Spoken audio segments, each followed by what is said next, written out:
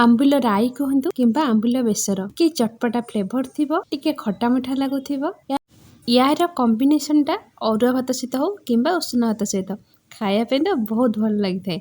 आज आम से आंबुल बेसर बनैबा। जय जगन्नाथ सांग माने रोजी जोड़े किचन को आपण मानक बहुत बहुत स्वागत। आंबुल बेसर बनाइबा प्रथम आमକୁ दरकार आंबुल। एठी मु देखंतु 4टी आंबुल नेइची। आपण चाहिले आपणक हिसाब रे अधिक क्वांटिटी रा आंबुल नै परिबे। आंबुल को हम कोन करबे ना गरम पानी देकी ताको हम बतुरेई देबा। जो थरे कि गरम पानीटा देले आंबुलटा शीघ्र सॉफ्ट हो जिवो।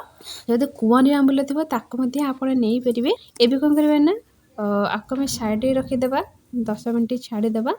एबे हम मसाला प्रस्तुत करिबा। मसाला प्रस्तुत बे एठी मु नेजी 3 चम्मच सोरिष आ 1 चम्मच जीरा नेजी। एथरे मिनिमम 4 रु 5 चम्मच खंडे पानी देकी आर गोटे स्मूथ पेस्ट बनै देबा। एबे मु गैस को हाई फ्लेम में रखिकी गोटे कढ़ई बसैची। कढ़ईटा गरम होला परे एथरा हमें देबा 2 रु 3 चम्मच रिफाइन तेल। आपण जदि माने पियाज रसुण रे बनौ थांती रिफाइन जगह सोरिष तेल मध्ये नै परिबे। तेलटा को टे गरम होबो देबा। तेल गरम होला परे एथे देबा गोटे छोटो चम्मच 5 फुटण, गोटे सुखिला लंका आउ किछि भृसुंगा पत्र। फुटणटा हमर भलसे फुटी गला परे एबे जे हम मसलाटा ग्राइंडिंग करिके रखिछि ताको मध्ये ऐड करनबा। ग्राइंडर जार को धोई माने एथिरे 2 रु 3 चम्मच पानी देके ताको मध्ये ऐड कर नेछि। एबे हम एथे नबा गोटे छोटो चम्मच हल्दी पाउडर गोटे छोटो चम्मच नबा नॉर्मल लंका पाउडर। आपण जदि चाहेबे ताले सोरिष मसला रे सुखिला लंका मध्ये बाटी परिबे। एबे कोन करबे ना को हमें कसी नबा भलसे जेमति कि जो पानीटा हमें देइचे मसला रे से पानी तक सुखी जीवो। सुखला परे एबे एठी मु देखंतु मसला रो पानीटा पूरा ऑलरेडी सुखी आसलानी। एथिरे माने टिके भलो कलर आनिया पे एठी मु गोटे छोटो चम्मच दोची काश्मीरी लंका पाउडर। आपण चाहिले को नै परिबे नले स्किप मध्ये करि परिबे। एबे एथिरे हल्का टिके पानी देके हम को गोळे नबा। एई समय रे कोन करबा ना गुड़ नबा। आपण चाहिले चीनी मध्ये नै परिबे। गुड़ 4 चम्मच नेची। ई टिके अठाळिया गुड़ होची देखंतु जमा भी गिनारु छाडुनी। आपण पखा जदी गुड़ पाउडर थिबो ताको मध्ये आपण ऐड करि परिबे 4 चम्मच। मिठा आपण के हिसाब रे आपण कम बा बेसी मध्ये करि परिबे। एबे याको में भल से मिसै नबा। गुड़टा हमर मेल्ट हैला परे हम एथे देबा पानी। पानी आपण देखिकी देबे। आपण केते क्वांटिटी रो पानी रखिबे पतला करबे कि मोटा रखिबे। आ माने आंबुला बेसर ता टिके माने मोटा रहिले ही भल लागे। माने पूरा पतला हबनी कि पूरा मोटा हबनी। झोलटा टिके मीडियम रहिले ही भल लागे खाइबा में। एबे कोन करबे ना एथरे मु पानी देइची 2 कप पाखा पाखी होबा पानी देइची। आको में फुटीबा को दबा। गैस फ्लेम को हाई करनबा। मु स्लो रे रखितली। गैस फ्लेम को हाई कर साइला परे आको में फुटीबा को दबा। एथरे जेमती माने गोटे दीटा फुटण आसी जीवो।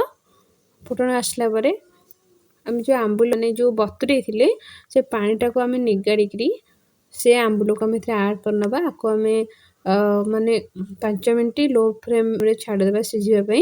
एंती आंबुलटा मसला सहित भल से टिके सिझी जीवो। ऑलरेडी तो आंबुलटा हमरा बतुरी के अछि बेसी समय नबनी सिझिबा पई। एबे हमें एथरे देबा स्वाद अनुसार लूण पके के आको हमें गोळी नबा। सेई भितरे हमें देखंत एथरे नबा दही एठी मु नेची 4 चम्मच। आको हमें भल से फेंटी नबा। जेहेतु मु अल्प परिमाण दही नउची ताको चामच रे फेंटी नउची। आपण जदी अधिक परिमाण दही नेबे हुस्की रे मते फेंटी परिबे।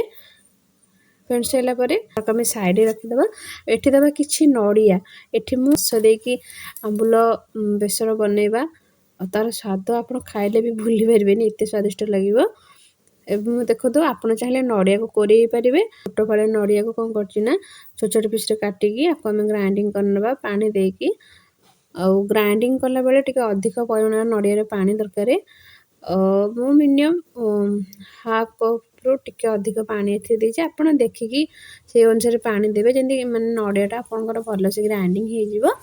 ग्राइंडिंग हैला परे देखंतु आप कोन करबे ना गोटे छाना को हमें छान नबा। जो आपण जूस छाना अछि सेथरा हमें छानी देखंतु मको बाटी साइला परे आपको गोटे जूस छाना को ट्रांसफर कर नउची। जूस छाना ट्रांसफर करके आको तार जो रस गुरा को से गुरा हमें बाहर करनबा। ग्राइंडर रे अल्प किछि नडिया जो हमें ग्राइंडिंग करथिल लागिथिला तादर मु 2 चम्मच पानी देकी ताको ऑलरेडी ताको मध्य से रस तक बाहर कर नउची। ଆପଣ ଚାହିଁଲେ ଆକୁ ଫୋପାଡ଼ି ପାରିବେ, ନହେଲେ ଆକୁ ଆପଣ ରଖିକି ଲଡ଼ୁ ମଧ୍ୟ ବନେଇ ପାରିବେ। ଏବେ ଦେଖନ୍ତୁ 5 ମିନିଟ୍ ହେଇଗଲାଣି। 5 ମିନିଟ୍ ପରେ ଗ୍ୟାସ୍‌କୁ ବନ୍ଦ କରିନେବା। ଗ୍ୟାସ୍‌କୁ ବନ୍ଦ କରିକି ଟିକେ ଥଣ୍ଡା ହେବାକୁ ଦେବା। ଯେତେବେଳେ ମୁଁ ଗ୍ୟାସ୍‌ଟା ବନ୍ଦ କରିଦେଲି, କାହିଁକିନା ଯଦି ଆପଣ ଦହିଟା ଦେଇକି ୟାକୁ ମାନେ ଫୁଟଉଛନ୍ତି, ତାହେଲେ କ'ଣ ହେବ ନା ଦହିଟା ଆମର ଗରମ ବାଜିଲେ ଛିଡ଼ିଯିବ। ତେଣୁକରି ଯେତେବେଳେ ଆପଣ ବି ଦହି ଆଡ଼୍ କରୁଛନ୍ତି, ହାଲକା ଉଷୁମ ଥିବ ସେଇ ସମୟରେ ହିଁ ଦହି ଆପଣ ଆଡ଼୍ କରିବେ। ଦହି ତା ସହିତ ନଡ଼ିଆ ରସ ଆଡ଼୍ କରିକି ତାକୁ ଆମେ ଗୋଳେଇ ନେବା। ଦେଖନ୍ତୁ ରେଡ଼ି ହେଇଗଲା ଆପଣଙ୍କର ଆମ୍ବୁଲ ବେସର। ଆପଣ ଏଇ ଟାଇପ୍‌ର ଥରେ ନିଶ୍ଚିନ୍ତ ଟ୍ରାଏ କରନ୍ତୁ। କେମିତି ଲାଗୁଛି ମୋତେ କମେଣ୍ଟ କରିକି ଜଣାନ୍ତୁ। ରହୁଛି, ପୁଣି ଦେଖା ହେବ ନେକ୍ସଟ ଭିଡ଼ିଓରେ। ସେ ପର୍ଯ୍ୟନ୍ତ ସମସ୍ତଙ୍କ ଦିନ ଶୁଭ କରିବାକୁ, ଭଗବାନ ସମସ୍ତଙ୍କୁ ଭଲରେ ରଖିଥାନ୍ତୁ।